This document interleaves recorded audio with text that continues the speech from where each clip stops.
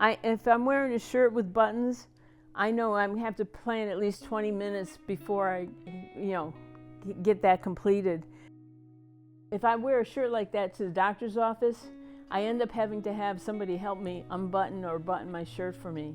Same thing if I go to like a store and want to get a nice outfit, I have to have somebody help me. This one worked easy. We're getting back to the harder one.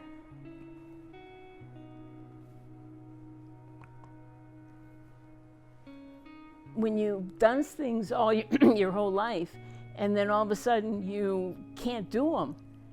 I played softball, volleyball, basketball. When I was in college, I played for UConn. I know for me it was I was surprised that I had it. I never realized that I had it until somebody said, your face looks different and you're walking rigid. And when I walked, my one arm was not moving. And so I went to a neurologist and I found out that I had Parkinson's. So that was like devastating to me because I had all these plans for my future. I actually thought Parkinson's was like the shaking aspect of things. I shook a little bit until they gave me the proper medication.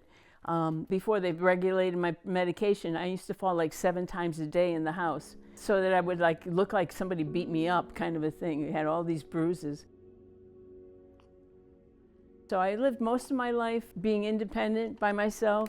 I was chairman of the Connecticut Business Leadership Network, which was an organization, a coalition of companies that tried to find employment for persons with disabilities. And I never thought that I would be one of those who had a disability. Initially, I was more embarrassed than anything. I think that that's one of the hardest things that happens to you. People are trying to help you, and it's like, I used to be the one to help other people. Now I need the help. It's like, people want to help, but I always say to them, I apologize, but I want to try to do it until I can't do it. The other thing that got me was that on the stairs, I would freeze. My body would freeze, and I couldn't go up and I couldn't go down. So, but it's scary. It's very scary that you can't move, and you kind of wonder, okay, I'm doing it. I'm frozen, but who's going to find me on the stairs? So that's another reason why I moved to a ranch. I had a house that had 5 bedrooms. Now I live in a 2-bedroom ranch. To have to make a change, it wasn't something that I really wanted to do, but I was forced into making a change for my own safety. But I think also too, it kind of makes me have to downsize a lot more. Even though I did downsize, I still have to do more downsizing as time goes on. So I use this bar to pull myself up. Okay, then I take this bar on this one side and this bar on the other side, and I take a step out and dry myself off. I need them all the time because I'm afraid. I think probably everybody's been told you're going to fall, you're going to fall, you're going to fall. I do shake sometimes and I'm afraid. And with that fear, this gives me the stability I need.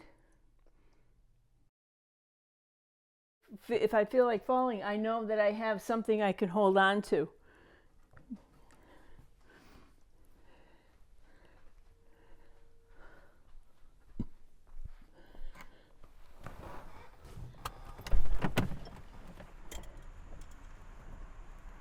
Bring my cane.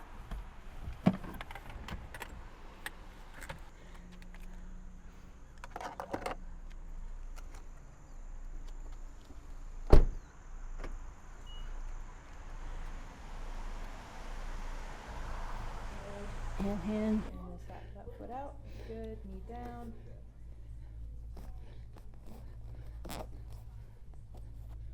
Yeah, hand down. Can you go knee down? There you go. Yep. I look forward to seeing my physical therapist.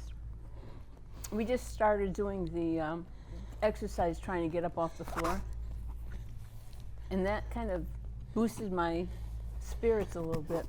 That I was able to get down there and, even though I needed her help to come up. It's like if I were to fall in my house right now, I at least would have the sofa that I would be able to lean against and try to push up on. But I haven't tried that yet. Push off the toe on this one? Yep. Okay. Good.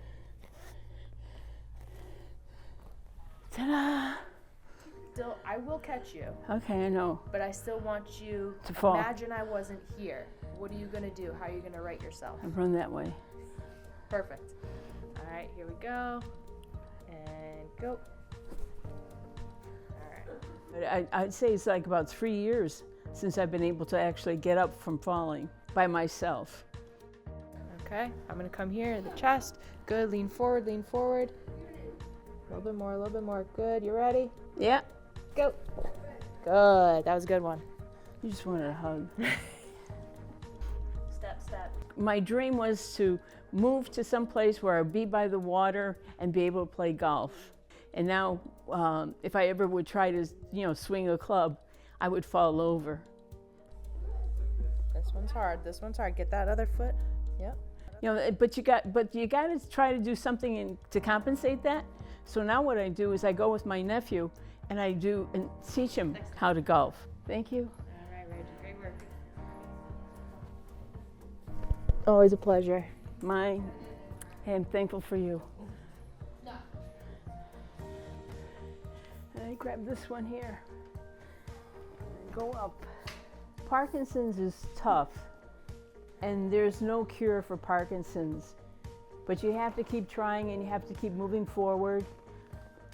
I think that's probably one of the most important things is that you're not alone and that there's somebody there as well too who has experienced Parkinson's and knows the symptoms as well as what a person is going through. It's physical, it's mental, and it takes a lot of courage.